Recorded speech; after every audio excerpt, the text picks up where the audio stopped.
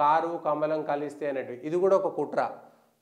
సాధారణ ఎన్నికల ముందు బీఆర్ఎస్ బీజేపీ ఒకటనేటువంటి కుట్రను ఆ ప్రచారాన్ని భారతీయ జనతా పార్టీ తిప్పికొట్టడంలో విఫలమైపోయింది, ఫెయిల్ అయిపోయింది. నాయకత్వం అంతా కూడా రాష్ట్ర నాయకత్వం నుంచి జాతీయ నాయకత్వం వరకు కూడా ఒక చుక్కాని లేని నావల గిలగిలగిల కొట్లాడింది, కొట్టుమిట్టాడింది. ఆ దాంట్లో నుంచి బయటికి రాలేదు. ఇప్పుడు మళ్ళా ఎన్నికలు వస్తున్న సందర్భంలో దీనికి సంబంధించి కారు కమలం కలిస్తే అనేటువంటి విషయం చెప్పారు. కానీ కారు కమలం ఎట్లా కలుస్తుంది? కేసీఆర్ కేటీఆర్ కలిపి వాళ్ళ కుటుంబం కలిపి నరేంద్ర మోడీని అన్నటువంటి మాటలు, నానా మాటలు, వాళ్ళు చేసినటువంటి యాగి రైతు ఉద్యమంతో పాటు నరేంద్ర మోడీని బ్లాక్ చేయాల్సినటువంటి అంశం.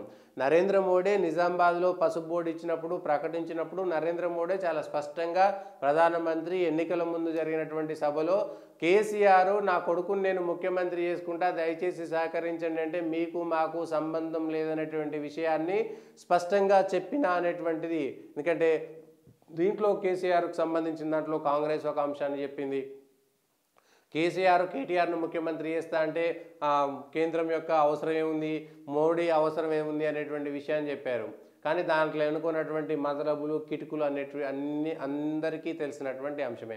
అదే ఇప్పుడు కూడా కారు కమలం కలిస్తే అని మొన్న మల్లారెడ్డి బీజేపీ పొత్తున్న మల్కాజ్గిరి మాదయ్య అని, బీజేపీతో పొత్తుంటుందని కాంగ్రెస్ చెప్పి, ఇట్లా తెలంగాణలో ఉన్నటువంటి నరేంద్ర మోడీ వేవ్ ఏదైతే ఉందో దాన్ని తగ్గించేటువంటి ప్రయత్నం చేస్తున్నారు. కానీ తెలంగాణలో బీఆర్ఎస్ను కాపాడాల్సినటువంటి కర్మ మాకు లేదని ఇప్పటికే భారతీయ జనతా పార్టీకి సంబంధించినటువంటి నాయకులు చాలా స్పష్టంగా చెప్పారు. అయితే కాంగ్రెస్ ఈ వ్యూహంలో మాత్రం వాళ్ళను బేసిక్గా ఒప్పుకోవాల్సిందే.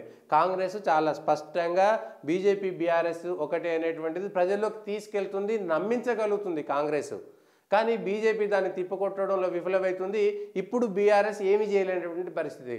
అసెంబ్లీ ఎన్నికల్లో బీఆర్ఎస్ ఓడిపోవడానికి అది కూడా ఒక కారణమే. వాళ్ళు కూడా తిప్పికొట్టలేకపోయారు, ఇప్పుడు వీళ్ళు తిప్పికొట్టలేకపోతున్నారు. తెలంగాణలో ఉన్నటువంటి విషయాన్ని చెప్తున్నారు.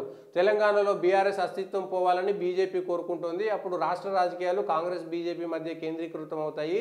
కేసీఆర్కు కూడా ఈ విషయం తెలుసు, తన పార్టీ పరిస్థితి ఇబ్బందికరంగా ఉందని ఆయన గ్రహించారు. అందుకే బీజేపీతో పొత్తు గురించి మాట్లాడే వారిని గట్టిగా నిరోధించుకోలేకపోతున్నారు. కాకపోతే పొత్తులకు సంబంధించిన ఛాయిస్ తన చేతుల్లో లేదని ఆయనకు తెలుసు. ఈ విషయం టీడీపీకి కూడా వర్తిస్తుంది. తెలుగుదేశం పార్టీకి కూడా పొత్తుల విషయంలో ఛాయిస్ టీడీపీ చేతిలో లేదు, బీజేపీ చేతిలో ఉంది. బీఆర్ఎస్కు సంబంధించిన అంశంలో కూడా అదే ఉన్నది. ఎన్నికల అనంతరం కేంద్రంలో మళ్ళీ నరేంద్ర మోడీ ప్రభుత్వం ఏర్పడితే కాదు, ఎన్నికల తర్వాత నరేంద్ర మోడీ ప్రభుత్వం వస్తుందని అనేక సర్వేలు తేల్చి చెప్పినాయి. నరేంద్ర మోడీకి సంబంధించిన దాంట్లో అది క్లారిటీ ఉన్నది.